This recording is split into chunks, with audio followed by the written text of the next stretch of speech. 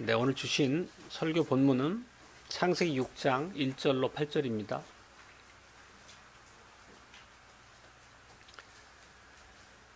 사람이 땅 위에 번성하기 시작할 때에 그들에게서 딸들이 나니 하나님의 아들들이 사람의 딸들의 아름다움을 보고 자기들의 좋아하는 모든 자로 아내를 삼는지라. 여호와께서 가라사대 나의 신이 영원히 사람과 함께하지 아니하리니 이는 그들이 육체가 됨이라. 그러나 그들의 날은 120년이 되리라 하시니라.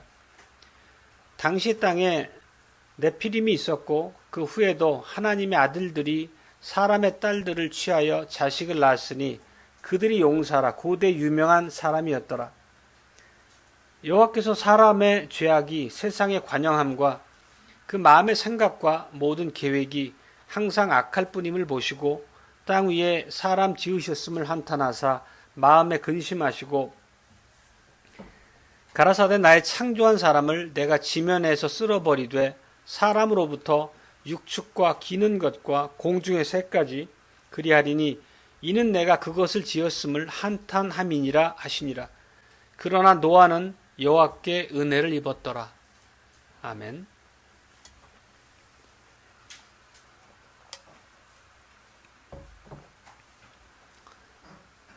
네, 오늘 설교 제목은 보시는 바와 같이 타락한 인류가 일방적으로 오만함을 자행함으로 하나님의 심판을 초래했다는 것입니다. 주 예수 그리스도의 사랑하는 회중인 형제자매 여러분, 앞으로 이제 몇 주 동안 우리가 이 창세기 6장의 말씀을 통해서 노아 홍수 사건과 관련된 하나님의 복음을 듣고자 합니다. 이 노아의 홍수 사건은 단순히 우리와 무관한 먼 과거의 비극이 아니라는 것을 우선 기억해야 하겠습니다. 오늘 함께 봤던 그 마태복음 24장의 말씀을 통해서 우리 주님께서도 그 의미를 우리에게 해석해서 들려주심을 봅니다. 노아의 이 홍수를 통한 심판 사건은 마지막 시대를 향한 엄중한 경고이고 또 그 과정에서 어떻게 하나님의 은혜가 또한 우리에게 놀랍게 임했는지를 보여주는 그런 증거의 말씀이기도 합니다. 창세기 6장은 홍수 심판의 원인을 분명하게 밝히고 있습니다. 결국 당시 인류들은 하나님 앞에 겸손히 하나님의 교훈을 따르기보다는 하나님으로부터 독립해서 자기의 생각대로, 자기 욕망대로 따랐다는 것을 우리가 함축적으로 이해할 수 있습니다. 그걸 이제 얘기하고 있는 말 중에 하나가 먹고 마시고 장가들고 시집가는 그런 일상으로 가득한 삶을 사는 가운데서 전적으로 하나님을 인정하지 않고 하나님 앞에 거만하고 오만한 자로서 행동했다는 것이죠. 그 당대를 특징 지을 만한 그런 시대적인 특징을 얘기하는 거죠. 그리고 오늘 우리가 함께 봤던 마태복음 24장을 보면 노아의 때에 있었던 이 사람들의 이 완악한 태도가 주님께서 다시 오시기 전에 모든 인류의 매우 특징적인 모습이 될 것이다 라고 경고를 하고 계십니다. 그게 우리가 봤던 마태복음 24장 37절 말씀입니다. 노아의 때와 같이 인자의 임함도 그러하리라. 그러니까 인자께서 언제 임할지 모른다는 의미에서 보면 오늘 우리가 몸담고 살아가는 이 시대의 풍조가 이와 같다는 것을 말씀하고 있는 거죠. 예수님의 이 말씀은 홍수가 나기 직전까지도 그들은 그냥 세상살이에 분주할 뿐이지 하나님의 경고를 전혀 듣지 않았죠. 오늘날의 세상 역시도 하나님의 심판에 대해서 그냥 전혀 그 신경조차 쓰지 않은 채 그냥 자기중심적으로 세상살이에 몰두해 있다는 거죠. 그 삶의 모습이 동일함을 예수님께서 지적하고 계십니다. 그리고 이 창세기부터 이 모든 말씀을 통해 우리에게 이 복음이 들려지게 하시는 것은 이런 모든 메시지가 하나님의 백성으로서 오늘 이 시대를 살아가는 우리에게도 엄중하게 주는 교훈이라는 것을 우리가 인정하고 들어야 되겠습니다. 이 창세기 6장을 통해서 우리에게 이 복음을 들려주시는 우리 주님의 경고는 이 홍수전 그 패역한 세대의 그 모습을 답습하지 말고 너희들은 신중하게 처신하고 시대를 분별하며 예수 그리스도의 재림을 준비하는 그런 마음으로 살아라는 얘기를 한마디로 하고 계신 겁니다. 우리는 연약한 존재들이죠. 연약하다는 것은 신앙, 믿음이라는 면에서 연약하다는 얘기죠. 달리 말하면 하나님께서 가증히 여기셨던, 그래서 홍수심판으로 치셨던 그 당대의 자기중심적이고 오만한 태도가 우리 안에도 고스란히 있다는 것입니다. 결국 우리가 이런 스스로를 하나님 말씀 앞에 겸비하게 인정하고 하나님의 도우심을 구하는 자리에 서는 것이 무엇보다도 필요하겠죠. 그렇지만 오늘 이제 본문에서 읽었던 것처럼 하나님께서 은혜로서 또 우리에게 살 길을 내어주시는 모습을 보게 됩니다. 당대 노아가 은혜를 입었다는 말로써 그것을 우리에게 들려주시고 계신 거죠. 그리고 마태복음 24장에서 우리가 감람산 강화하잖아요. 그 말씀을 주신 바로 그 주님께서 이 땅에 사람의 모습으로 오셔서 예수 그리스도 그 주님께서 하나님의 그 진노를 친히 감당하셔서 우리가 하나님과 화목하게 되는 놀라운 이제 구원의 귀결로 나타났음을 우리가 늘 고백하는 바죠. 우리가 오늘 이 본문을 통한 하나님의 주시는 복음을 들으시면서 우리 안에 있는 그 당대의 인생들과 크게 다르지 않은 우리의 죄악된 태도를 회개하고 하나님께서 그럼에도 불구하고 우리를 예수님을 이 땅에 보내심으로 구속하신, 구원하신 그 놀라운 은혜를 다시 한번 마음에 새기는 그 복된 시간이 되시길 바랍니다. 그 첫 번째 대지는 본문이 묘사하고 있는 상황, 즉 창세기 6장 1절로 8절이 본문인데 그 하나하나의 의미들을 조금 더 깊이 이해를 해야지 우리가 더 뚜렷한 교훈을 이제 마음에 새길 수 있겠습니다. 창세기 6장 2절 그 후반부는 이렇습니다. 자기들의 좋아하는 모든 자로 아내를 삼는지라. 이 한마디 말이 당대 상황을 함축하고 있는 말입니다. 예수님께서도 마태복음 24장에서 이 상황에 대해서 다시 한번 그대로 반복합니다. 거의 동일한 언어로. 37절과 38절 말씀인데 이렇습니다. 노아의 때와 같이 인자의 임함도 그러하리라. 홍수전에 노아가 방주에 들어가던 날까지 사람들이 먹고 마시고 장가들고 시집가고 같은 말씀을 가지고 경고를 하고 계십니다. 근데 우리가 여기서 먼저 하나 짚고 넘어갈 부분은 우리 젊은이들이 배우자를 구해서 결혼하고 또 부모들이 자기 자녀들을 시집장가 보내고 하는 것 자체는 악한 일이 아니죠. 그건 매우 선한 일입니다. 혼인이라고 하는 거룩한 제도를 세우신 분도 하나님이시고 하나님이 그 안에서 두신 놀라운 우리를 향한 어떤 복된 의미와 사랑의 메시지도 담겨 있음을 우리가 최근에 살핀 바 있습니다. 실제 하나님께서 이 혼인제도를 제정하신 부분을 우리가 함께 읽어봤었습니다. 창세기 2장 말씀인데 사람이 독처하는 것이 좋지 못하다고 선언하시고 여자를 남자의 갈빗대를 취해서 지으신 후에 이러므로 남자가 부모를 떠나 그 아내와 연합하여 둘이 한 몸을 이룰지로다. 이런 말씀으로 결혼 제도를 세우시고 축복하셨죠. 그렇다면 이렇게 하나님께서 선하신 의도로서 제정하신 이 혼인관계 안에서 도대체 무슨 문제가 일어나는지를 우리가 깊이 있게 들여다볼 수 있어야 되겠습니다. 그러기 위해서는 이 창세기 6장 2절 우리 본문에 2절에 이런 말씀이 있잖아요. 하나님의 아들들, 사람의 딸들. 어찌 보면 이게 오늘 본문의 키워드일 수 있는데 이거를 어떻게 이해하느냐, 온전한 이 말씀에 대한 이해를 할 때 오늘 이 본문이 주는 하나님의 교훈을 우리가 온전히 새길 수 있겠습니다. 먼저 하나님의 아들들, 사람의 딸들이라고 하는 말씀 자체를 우리가 이제 흔히 이해하고 듣는 바가 뭐냐면 사실 이거는 좀 잘못된 관점을 먼저 말씀드리는 겁니다. 하나님의 아들들은 경건한 셋의 후손들이고 사람의 딸들은 가인의 불경건한 후예들이다.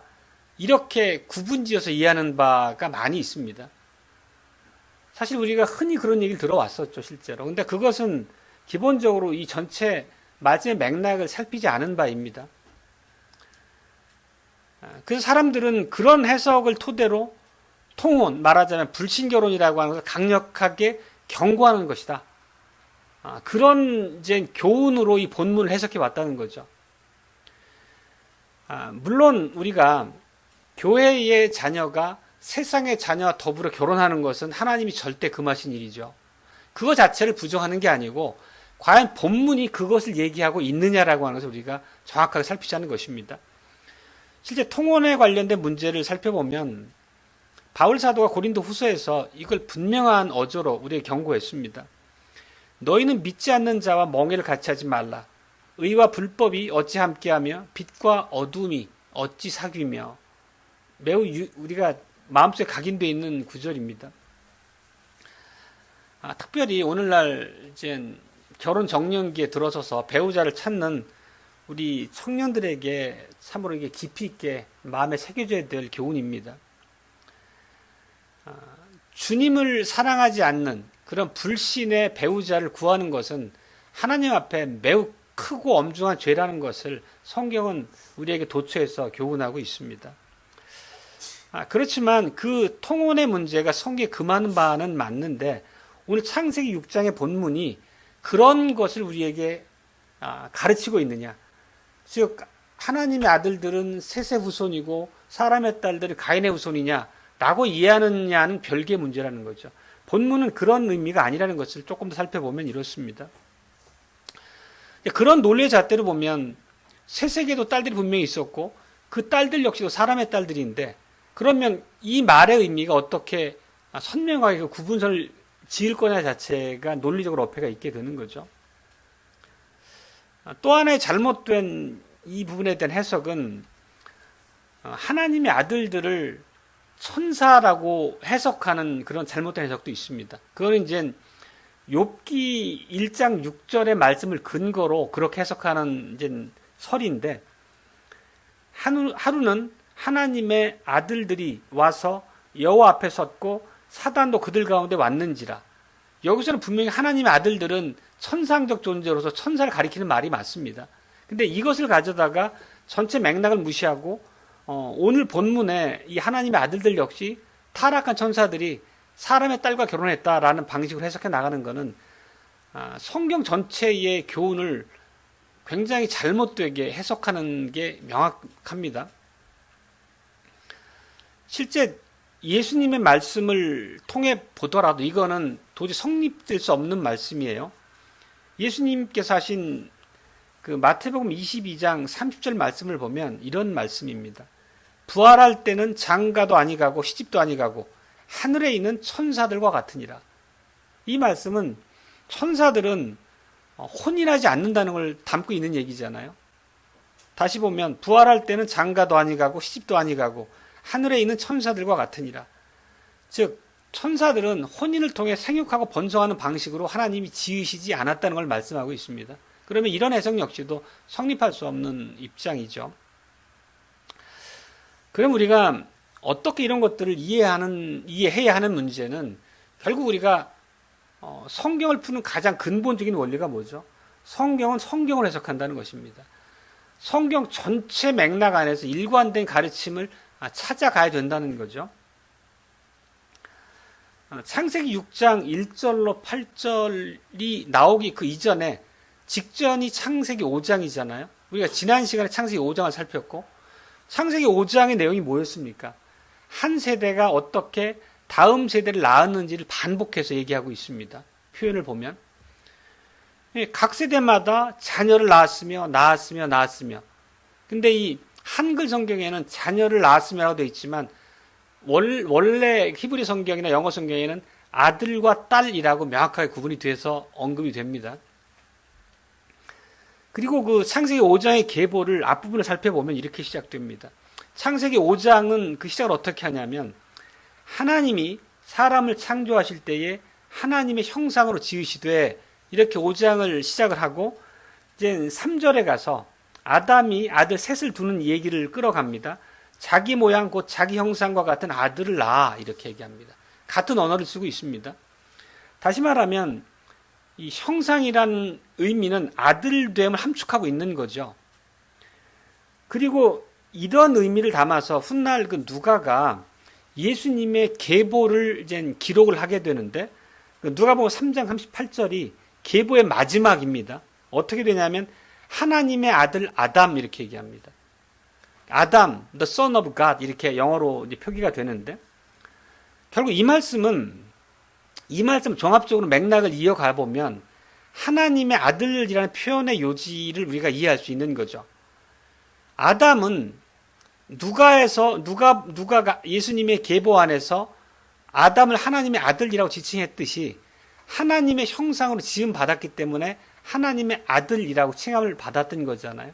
그렇다고 하면 아담이 아들 셋을 자기 형상과 모양대로 아들을 낳았다고 하면 아들 역시도 하나님 형상을 따라 지음받은 존재인 거죠.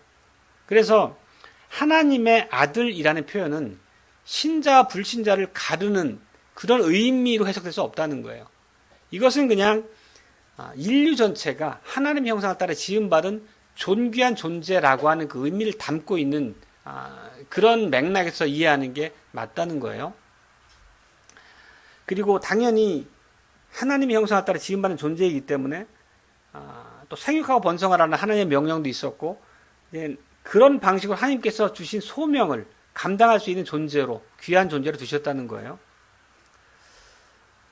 그리고 이제 사람의 딸들이라는 문제 역시도 다시 한번 정말 이게 가인의 후예를 가리키는 거냐, 불경 관한 여성을 얘기하는 거냐 하는 의미도 잘못됐다는 것을 우리가 살펴야 되는데, 이렇습니다. 사람의 딸들 할 때 이 사람이라는 히브리어는 아담이에요. 아담. 근데 이 아담이라는 이게 일반 명사예요. 그냥 사람의 이름으로서 아담이라는 뜻도 있지만 그냥 아담이라는 단어 자체가 사람이에요. 우리가 에노쉬라는 히브리어도 사람이라는 뜻으로 말씀드린 바 있잖아요. 그냥 사람인데 이게 사람의 딸들 할 때 이 사람이 아담이라는 그냥 일반 명사 사람인데 단수라는 거예요. 그러면 오고 온 후대의 사람들 안에 태어난 여러 사람의 딸들 얘기하는 게 아니라 단수라는 거는 어떤 특정한 사람의 딸이라는 의미로 이 단어를 사용했다는 것을 우리가 알 수 있죠. 그 의미를 살피기 위해서, 근데 이게 영어 성경도 번역이 잘못되어 있습니다. 영어 성경도 모두 이걸 그냥 그 사람의 딸들 할 때 사람을 man, M-E-N이라고 하는 복수 사람을 쓰고 있어요. 근데 히브리어를 잘못 번역한 거죠. 그건 NIV도 그렇고 킹제임스 버전도 똑같습니다. 창세기 2장으로 다시 한번 우리가 올라가 보면 2장 7절에 이런 말씀입니다. 여호와께서 흙으로 사람을 지으시고, 사람을 지으신 그 기사에 대한 얘기인데, 여기 사람이란 그 히브리어가 아담입니다. 아담, 동일하게. 그리고 오늘 우리가 읽었던 부분이죠. 2장 18절에 사람이 독처하는 것이 좋지 못하니 할 때 이 사람 역시 아담입니다. 근데 그 아담이 독특하게 정관사가 앞에 붙어 있어요. 그 아담이라고 하는 특정 인물, 특정한 어떤 존재를 가리키고 있다는 거예요. 그래서 성경 히브리어상에서 정관사, 특정하게 그 사람이라고 하는 정관사가 붙어있는 방식으로 아담이라는 단어를 쓰게 되면 인류의 대표인 언약의 머리인 그 하나님이 지은 첫 존재를 가리키는 말이 됩니다. 그러면 우리가 여기서 오늘 본문에서 여자 후손이라고 하는 게 그냥 후대의 사람들의 결혼을 통해 낳게 되는 수많은 딸들을 사람의 딸들이란 의미가 아닌 거예요. 여기서 성령님께서 이 기록을 통해서 우리에게 주시고자 하는 것은 사람의 딸들이라는 것이 그냥 여자 후손이라는 막연하고 통칭적인 의미로서가 아니라 그들의 기원이 하나님이 처음 지으신 사람인 그 아담으로부터 비롯됐다는 것을 드러내 하시는 말씀으로서 이해된다는 것입니다. 그러니까 결론 지어서 다시 한번 하나님의 아들들, 사람의 딸들 얘기하는 것은 두 편 모두 다 결국은 첫 사람, 그 처음 아담, 그 사람 아담으로부터 인류가 비롯돼 나왔다라는 하는 것을 말하고 있다는 거예요. 결국 모든 남자, 여자 불문하고 다 그 첫 사람 아담의 후예라고 하는 것을 그냥 말하고 있는 거죠. 그리고 그들이 하나님 형상에 따라 지으신 그런 존재라고 하는 것을 담아서 그 말씀을 하고 있습니다. 그리고 그런 의미에서 볼 때 홍수 심판 의미가 확 살아나는 거죠. 그 첫사람, 그 최초의 인류로부터 파생돼 나온 모든 사람들이 하나님과의 관계에서 이탈한 것에 대한 하나님의 보편적인 심판의 의미가 홍수 심판이라는 것을 우리가 이해할 수 있다는 것을 말씀드립니다. 그리고 또 우리가 함께 이제 오늘 읽었던 이제 창세기 2장에 보면 여자를 짓는 기사가 나오는데 그 안에 담긴 의미도 하나님이 대신 창조 질서가 그 안에 포함이 되어 있는 거죠. 분명히 하나님은 먼저 남자를 지으시고 그 갈빗대를 취해서 여자를 지으셨습니다. 그래서 고린도전서 11장 8절에서 바울 사도는 이렇게 말씀합니다. 남자가 여자에게서 난 것이 아니요 여자가 남자에게서 났느니라. 그리고 아담 역시도 하와를 하나님이 데려다 주셨을 때 이는 내 뼈 중에 뼈요 내 살 중에 살이라. 이는 여자가 남자에게서 취하여졌습니다. 라고 분명하게 남녀의 선후관계를 말하고 있습니다. 물론 남자나 여자나 하나님의 형상으로 지음받은 존귀한 존재이고 동등한 존재임에는 분명하죠. 우리가 아가서에서도 그 말씀을 많이 드렸었지만 그렇지만 지으신 방식의 차이, 선후관계라고 하는 것을 통해서 하나님이 두신 질서가 분명히 있다는 거예요. 하나님이 맡기신 소명을 수행하는 방식에서 남자와 여자가 차이가 있음을 얘기하고 있습니다. 남자를 지도자로 주셨다면 여자는 그 지도자를 돕는 배필로서 주셨다는 거죠. 그러니까 남자와 여자 두 성의 그 하나님의 소명을 수행하는 방법 자체 차이를 말씀드리는 거예요. 실제 혼인에 있어서도 동일하게 하나님의 아들들이 사람의 딸들을 취하는 방식으로 관계가 이어지게 되죠. 자, 이제 지금까지 말씀을 좀 복잡하게 이어왔는데 정리하자면 이렇습니다. 하나님의 아들들과 사람의 딸들이라는 게 신자와 불신자를 가르는, 즉 믿음의 유무를 나누는 표현으로 우리가 이해할 수 없다는 것입니다. 그냥 그 말은 하나님의 형상대로 지음받은 아담의 모든 후손을 가리키는 거예요. 그죠? 그렇게 이해하고 우리가 6장의 의미를 살펴야 된다는 거죠. 처음부터 그거를 셋의 후손, 가인의 후손이라고 전제하고 통혼을 얘기하는 통혼에 대한 경계 말씀이라고 선언해버리면 본문의 의미를 우리가 잘못 호도하게 되는 거죠. 그러니까 본문이 우리에게 교훈하는 진짜 문제를 정리하면 그 배우자의 신분의 문제가 아니라 혼인을 향한 사람들의 태도에 대한 교훈을 우리가 이해해야 된다는 것입니다. 혼인을 우리가 어떻게 이해하고 어떤 방식으로 혼인의 자리로 나가느냐라고 하는 문제가 이해 안에서 주는 교훈의 핵심이라는 겁니다. 본문에 보면 그 당대의 문제를 한마디로 함축한 구절이 오늘 본문 2장의 후반부였었잖아요. 다시 한번 말씀드리면 그들이 택한 모든 자를 자기의 아내로 삼았더라. 근데 아내로 삼는 것 자체, 결혼하는 것 자체는 하나님이 내신 질서를 따라가는 거니까 선한 일인데, 그럼 하나님께서 왜 이 문제 앞에 심히 불쾌하게 여기시고 예수님께서 마태복음 24장에서 마지막 때 경고의 말씀으로 사용하셨을까를 우리가 이해를 해야 되겠습니다. 두 번째 대지가 이 상황 배후에 있는 그 결혼을 향한 태도에 대한 말씀입니다. 다시 말씀드리지만 혼인 자체는 하나님을 기쁘시게 하는 일입니다. 그렇지만 하나님을 기쁘시게 하는 혼인이 있고 하나님을 불쾌하게 하는 혼인이 있다는 거죠. 문제는 그들이 어떻게 혼인에 임했느냐라고 하는 그들의 태도를 살펴야 됩니다. 자, 2절에 보면 다시 한번 오늘 본문 2절 다시 한번 보겠습니다.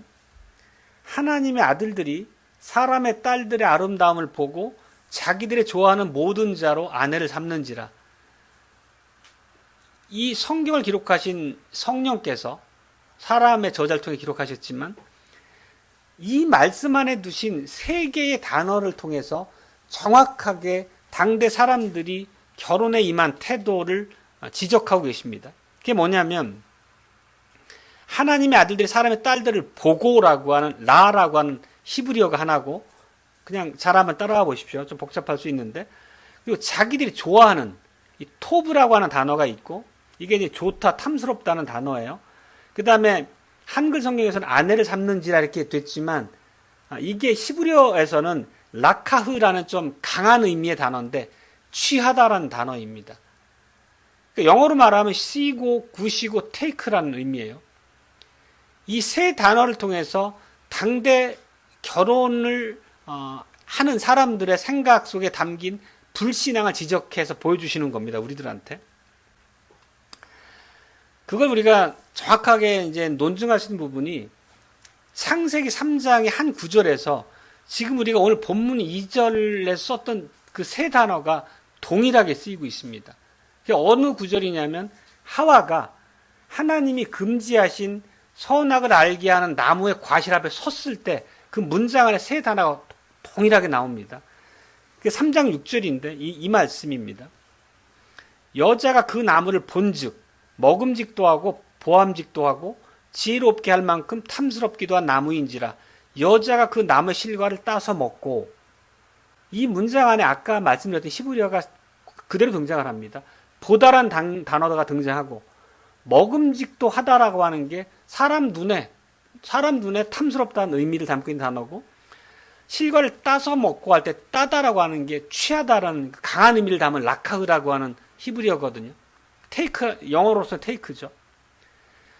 결국 이 3장 6절이 인류의 비극을 배태한 그 장면이잖아요. 그건 뭐냐면 이 성경의 저자이신 성령께서 그 세 단어를 이 두 문장에서 의도적으로 우리가 반복하고 있다는 것을 기억해야 됩니다. 노아의 때면 하와의 때로부터 10세대가 지난 후잖아요. 거의 노아의 때니까 600년 정도 지났었잖아요. 그러면 이게 어떤 얘기냐면 결국 그 10세대가 지나서 그들의 모습이 어땠냐면 첫 조상 아담과 하와가 드러냈던 그 똑같은 부패와 타락의 길을 그 후예들이 걸어갔다는 것을 우리가 알 수 있는 거죠.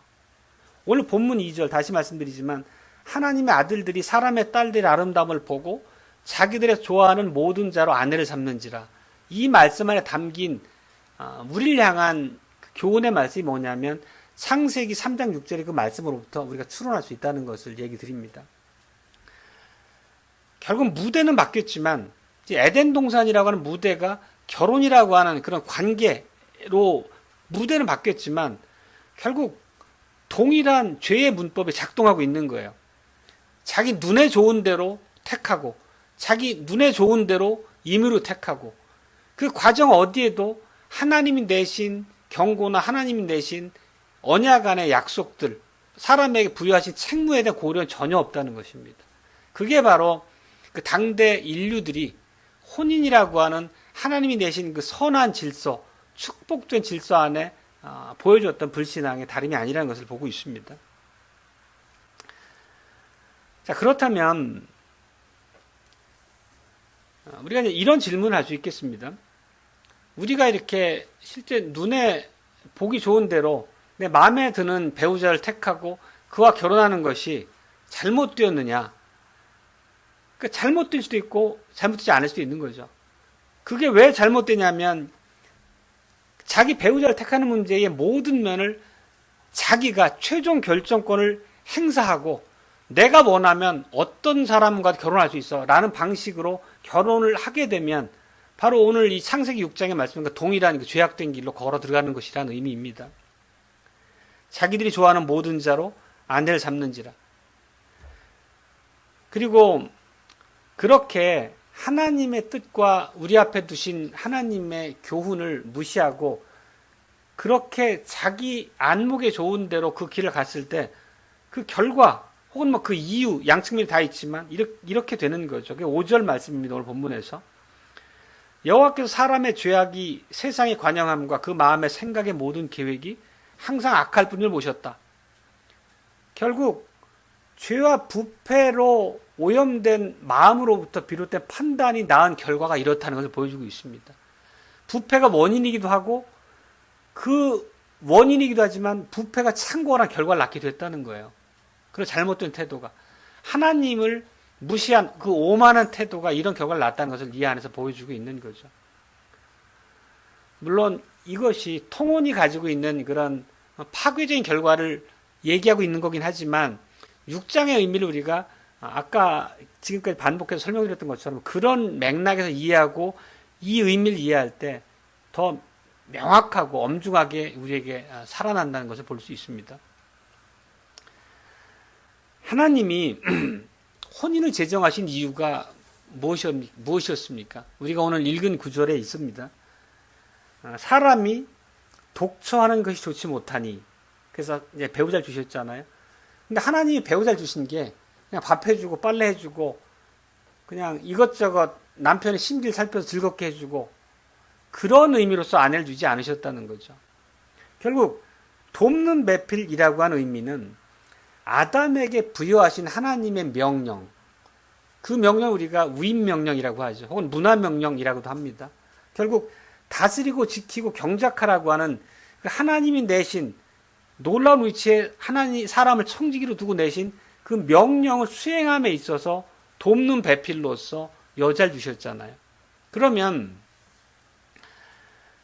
배우자를 택하는 문제에 있어서도 하나님께서 아담에게 주셨던 그 청지기로서의 소명을 감당하는 데 있어서 필요한 역할로서 돕는 배필을 주셨다는 것을 이해하고 그에 합당한 배우자를 택하는 게 하나님의 뜻 안에서 우리에게 주신 당연한 명령이잖아요.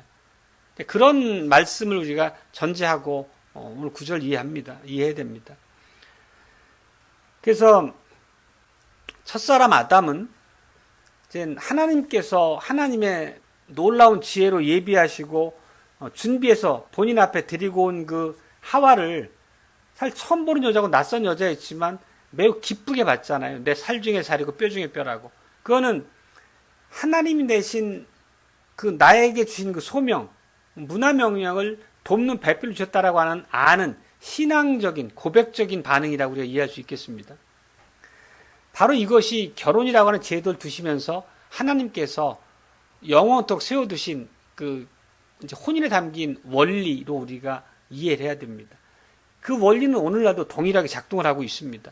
남편은 하나님께서 내신 그런 청지로서의 소명자로, 아내는 그 남편의 소명을 감당할 수 있도록 돕는 배필로서, 그렇게 세상 안에서 서로 합력하는 존재로서 지으셨다는 거죠. 이런 관점에서 우리가 결혼이라는 제도를 이해하게 되면 모든 여자가 혹은 모든 남자가 나에게 적합한 배우자냐라고 하는 것은 그렇지 않다라고 하는 게 명확한 거죠. 결국 내게 적합한 배우자라고 하는 것은 기질이나 외모나 취향이나 취미의 일치, 그런 문제가 아니라는 거죠. 그 내가 택할 배우자의 삶의 중심에 하나님이 계시느냐라고 하는 게 결국 결혼제도를 통해서 우리에게 두신 그 원리에 충실한 우리의 태도가 되어야 한다는 것입니다. 당연히 하나님의 형상을 닮으라, 그리고 그 하나님이 주신 그 과업을 수행하는 하나님의 충직한 청지기가 되어라 라고 하는 말씀에 합당한 돕는 배필이라고 하면 그 배우자 역시도 하나님을 경외하는 자여야 하는 거죠. 이거 이외에 어떤 임의의 기준으로 배우자를 택한다면 그건 하나님이 내신 원리를 거슬러 행하는 거죠. 그리고 그 결과가 오늘 본문에서 보여줬던 홍수라고 하는 하나님의 진노의 심판으로 이어졌던 것이고,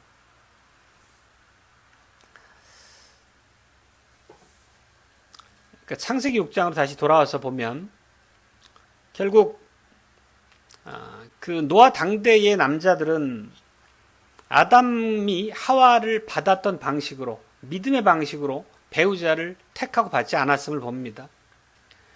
그들은 하나님의 형상으로 지음받은 하나님의 아들들이라는 놀라운 호칭으로 불리워졌지만 하나님께서 자신들에게 맡기신 그 직무, 사명을 감당하는 참된 돕는 배필로서 여자를 구하지 않았다는 거죠.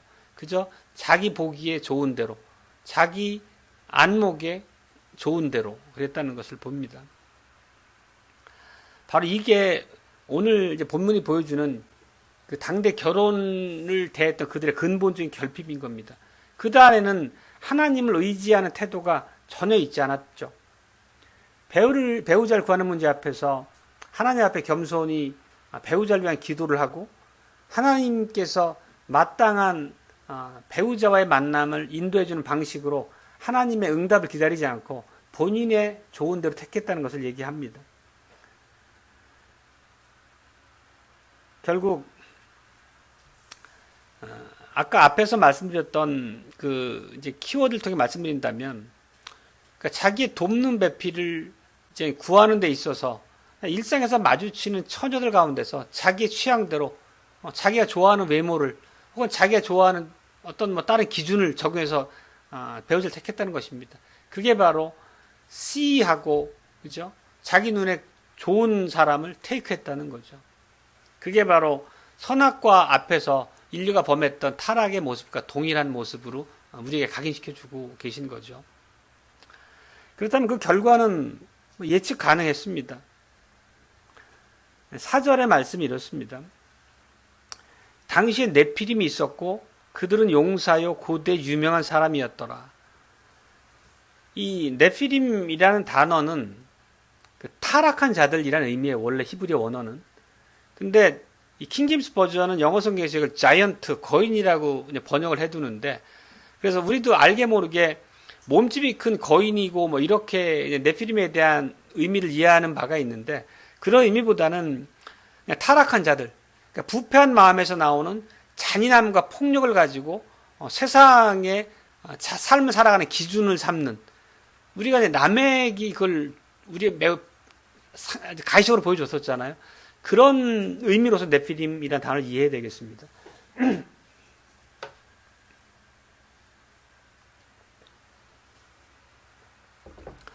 로마서 1장은 이런 이제 네피림에 대한 실상을 이렇게 보여줍니다. 로마서 1장 28절로 31절 말씀인데 제가 간략하게 좀 발췌해서 읽어보겠습니다. 마음에 하나님 두기를 싫어하며 하나님께서 저희를 그 상실한 마음에 내어버려 두사 합당치 못한 일을 하게 하셨으니 교만한 자요, 자랑하는 자요, 악을 도모하는 자요, 부모를 거역하는 자요, 우매한 자요, 배약하는 자요, 무정한 자요, 무자비한 자라. 이게 말하자면 네피림이라고 하는 그 말 속에 담겨 있는 죄악된 선택의 결과가 낳은 그런 끔찍한 결과를 말씀하고 있습니다. 그리고 이제 한 세대가 이런 방식으로 혼인제도를 자기 임의대로 이제 운영하게 되고, 그러면 똑같은 이제 나쁜 전통이 이제 세습이 되겠죠. 그래서 최종적으로 하나님께서 하시는 말씀이 이런 말씀입니다. 하나님이 땅 위에 사람 지으셨음을 한탄하사 마음에 근심하셨더라. 그러니까 하나님께서 이러한 반응을 보이시고 그 결과로서 이 피조 세계를 홍수로 완전히 쓸어버리신 것은 하나님께서 보인 과도한 반응이 아니라는 겁니다. 그 앞에 선행됐던 사람들의 오만하고 교만한 불신앙적 태도가 어떠했는지를 확연하게 보여주는 것이 오늘 본문의 말씀들이죠. 7절에 보면 내가 창조한 사람을 지면에서 쓸어버리되 땅 위에 짓게 한 것을 한탄함이라. 물론 그 홍수는 즉시 집행되지 않고 120년이라는 유예 기간을 두고 임하게 되죠. 그 기간 동안에도 노아가 방주 짓는 모습을 통해서 경고가 임했지만 누구도 노아의 그 모습 앞에서 교훈을 받고 돌이켜 회개하는 자가 있지 않았음을 우리 기록에서 보게 됩니다. 에덴 동산에서 선포됐던 너희가 정령 죽으리라고 하는 그 경고가 이제 드디어 집행될 때가 임박한 모습으로 우리에게 기록돼서 보여줍니다. 그런데 어쨌든 이 땅에 아직도 인류가 살아가고 있죠. 우리도 하나님의 백성으로 살아가고 있고, 그렇다면 이 창세기 6장에서 경고했던 노아 홍수가 이 땅에 임하지 않았느냐? 그건 아니죠. 그러면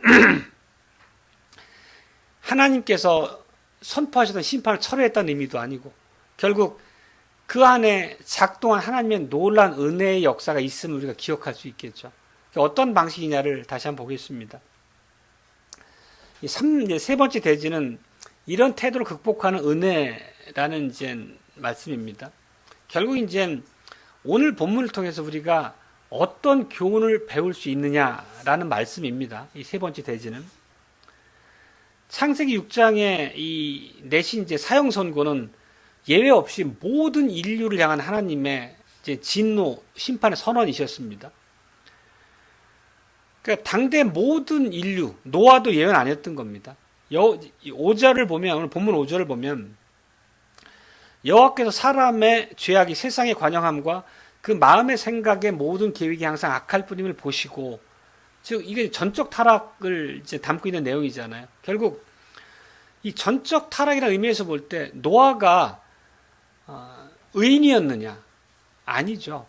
노아도 동일하게 부패한 본성을 지니고 있는 죄인임에는 나머지 인류가 다르지 않았다는 거예요.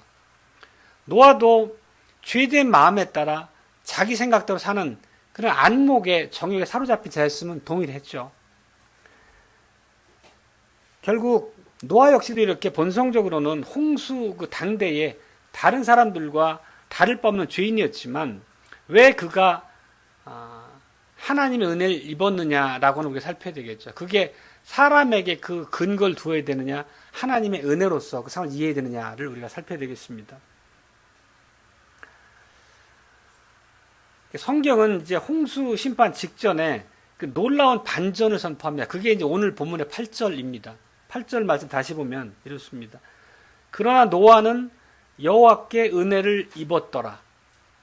이 은혜라는 이 히브리어가 헨이라는 히브리어인데 우리가 은혜를 이렇게 기억하듯이 받을 자격이 전혀 없는 사람에게 그냥 거저 값없이 호의로 주는 게 은혜잖아요. 바로 여기서 지금 그러나 노아는 여호와께 은혜를 입었더라 할 때 그 은혜를 노아가 입었다는 거거든요. 결국 하나님의 은혜를 입어서 노아와 그 가족을 남기기로 하나님 결정하시고 노아를 통해서 예수님이 오실 길을 또 예비하시는 거죠. 창세기 3장 15절에 그 복음을 이어갈 그 통로를 닫지 않으시는 거죠. 하나님의 언약을 향한 신실하심을 보게 되는 거죠. 그리고 이제 그 하나님은 에덴 동산에서 범죄한 아담을 찾아오셔서 3장 15절에서 복음의 약속을 내신 은혜 언약을 맺어주신 그 하나님이 같은 방식으로 노아에게 이제 찾아오셨다 이렇게 말씀할 수 있겠습니다. 그리고 이 노아가 이 은혜를 입은 이 하나님의 은혜 작정은 노아의 그 이제 출생의 때로 다시 거슬러 올라가서 그 의미를 볼 수 있습니다. 노아의 아버지는 이름이 라멕이거든요. 라멕. 그 가인계열의 7대손과 동일한 이름을 가졌습니다. 근데 라멕은 아들의 이름을 노아라고 지어줬는데 노아란 이름은 위로라는 뜻을 담고 있는 건 다 아시잖아요. 위로라는 말이거든요. 5장 29절에 그 라멕이 아들의 이름을 지어주고 이렇게 말합니다. 여호와께서 땅을 저주하심으로 수고로이 일하는 우리를 이 아들이 안위하리라. 이렇게 그 이제 노아 이름을 그 위로라는 말 담아서 지었음을 이제 고백하죠. 그렇지만 이 참된 위로는 노아에게서 오는 것이 당연히 아닙니다. 노아에게 베푸신 위로는 하나님께로부터 오는 거고 하나님의 은혜 안에서 노아라는 이름이 주어졌을 것이고 또 하나님의 심판의 때가 임했을 때 노아와 그 가족을 통해서 예수님이 오실 길을 또 예비하시고 그런 방식으로 언약을 이어가신 하나님 우리가 볼 수 있습니다. 당연히 우리가 이 오늘 본문을 보면서도 노아라고 하는 사람 자체의 의로움에 우리가 눈이 가려져서는 되지 않겠습니다. 우리가 늘 성경을 볼 때는 사람이 아니라 하나님이 세우신 누군가를 통해서 선하신 언약을 끝까지 이루어 가시는 하나님 신실하심을 보고 그 하나님의 은혜 앞에 우리가 감사할 수 있는 자리에 서야 되는 것이 마땅한 교훈이죠. 노아는 우리도 마찬가지지만 그 많은 사람들이 취했던 그 눈으로 보고 자기 안목에 눈으로 보기 좋은 걸 취하는 그런 면에 있어서는 다르지 않은 죄인이었습니다. 그렇지만 궁극적으로 우리의 구속자로 예언하신 분께서는 완벽하게 다른 분이심을 우리에게 보여주죠. 성경은. 그걸 한마디로 요약한 게 빌립보서 2장 6, 7절인데 우리가 빌립보서는 이제 강의를 했었잖아요. 이렇게 바울 사도가 기록합니다. 하나님과 동등됨을 취할 것으로 여기지 아니하시고 오히려 자기를 비어 종의 형체를 가지사. 그러니까 자기 안목대로 테이크하는, 취하는 그런 사람과 완전히 다른 모습을 보여주죠. 본래 하나님의 본체이신데 그런 영광을 자기 것으로 취할 것으로 여기지 아니하시고 사람의 모습으로 낮아지시고 죽기까지 순종하시는, 결코 하나님으로부터 독립된 존재로 자기를 두지 않고 자기 입맛대로 자기 행보를 택하지 않으시고 오로지 하나님께서 두신 그 사명 앞에 끝까지 신실하게 따라가는 예수님 앞에서 전적인 그 배치, 다름을 보게 됩니다. 그 은혜가 있었으므로 우리가 오늘날 주님의 자녀라고 하는 놀라운 또 칭호와 은혜를 누리게 됩니다. 그리고 보고 취하지 않는 그런 방식으로 끝까지 두려움 속에서도 하나님 앞에 기도하고 눈물로 간구하며 그 일 끝까지 갔음을 보여주는 확연한 장면이 겟세마네 동산에서의 기도죠. 나의 원대로 마옵시고 아버지의 원대로 하옵소서. 우리가 이렇게 하나님의 목전에서 은총을 입고 그분의 아들과 딸로 불리는 이런 은혜를 입게 된 것은 더구나 성령 하나님께서 우리를 주장하셔서 우리의 완악함을 꺾어서 하나님의 말씀 앞에 복종하게 하시는 그 놀라운 은혜를 우리가 맛보고 날마다 새로워지는 생명을 누리게 되는 것은 바로 이러한 주님께서 계셨기 때문임을 또 우리가 본문에서 기억을 해야 되겠습니다. 그렇다면 그리스도 안에서 하나님의 자녀가 된 우리가 어떻게 살아야 하는지라고 하는 우리 삶의 문제 역시도 우리가 늘 대면해야 될 직접적인 교훈이 되어야 할 것입니다. 우리는 더 이상 우리 욕망에, 부패된 욕망에 이끌려서 보고 취하는 그런 자들이 되어서는 안 되겠습니다. 우리가 결혼 문제 앞에 있어서도 하나님의 지혜로 예비해 주시는 그런 배우자를 기쁜 마음으로 기다리고 받아야 되는 그런 믿음의 태도를 견지해야 되겠습니다. 혼인이라는 이 하나님이 세우신 거룩한 제도 앞에서 개인적인 취향이나 세상적인 기준, 잣대를 가지고 택하는 것은 하나님께서 무한하신 지혜로 배우자를 주실 것이라고 하는 그 믿음을 버리는 행동이기도 합니다. 우리는 나의 이 부패한 마음보다는 하나님의 무한한 지혜와 우리를 향한 은혜의 행사를 기억하고 의지해야 되겠습니다. 하나님께서 이 돕는 배필을 주심으로 혼인이라고 하는 제도를 내신 그 무한한 목적은 결국 하나님의 영광이죠. 하나님이 우리 앞에 두신 우리 삶을 통해 두신 그 명령을 함께 이제 감당해 나갈 그럴 배우자를 구하는 제도요. 삼위 하나님 간의 사랑의 연합을 드러내는 관계로서 주신 게 혼인이라면 우리가 혼인을 대하고 그 과정을 걸어간 길에서도 마땅한 순종이 있어야 할 것입니다. 주님께서 예비하신 배우자를 주님의 장중에서 기쁜 마음으로 받는 것이야말로 하나님을 신뢰하는 성도의 참된 태도라는 거죠. 이것은 이제 결혼 정년기에 있는 우리 청년들 앞에 주신 말씀이기도 하고 또 그런 청년들을 부모로 둔 우리 성도들에게 주신 말씀이기도 합니다. 말씀을 맺겠습니다. 오늘 우리는 변함없이 장가가고 시집가고 합니다. 그리고 결혼이라고 하는 자체는 여전히 하나님께서 우리 앞에 두신 선한 제도, 거룩한 질서임이 분명합니다. 그러나 대전제가 붙죠. 반드시 혼인은 우리가 믿음 안에서 한 주님 안에서 이루어져야 한다는 것입니다. 창세기 6장 오늘 본문이 보듯이 오만한 태도로 결혼이라고 하는 제도를 오용했을 때 하나님의 진노를 촉발함을 우리가 봤습니다. 또 우리 주님께서는 예수님께서 오실 때에 그와 같은 모습이 세상에 편만할 것이라고 우리에게 경고하고 있습니다. 그렇다면 그런 태도는 창세기 6장에 하나님이 그러하셨듯이 오늘날도 동일하게 하나님의 진노를 촉발하는 죄된 길이라는 것을 우리가 명백하게 이해할 수 있습니다. 우리는 그리스도 안에 있는 하나님의 구속의 은혜 때문에 창세기 2장에서 하나님이 혼인제도를 통해 주셨던 원래의 의미, 그 원리를 따라서 우리는 살아갈 수 있는 능력과 힘이 회복이 되었습니다. 그걸 믿고 하나님 앞에 겸손히 엎드려 구하고 주님이 우리에게 합당한 돕는 배필을 줄 때까지 기다리는 것이 오늘 교훈의 말씀으로 이해할 수 있겠습니다. 네, 아멘.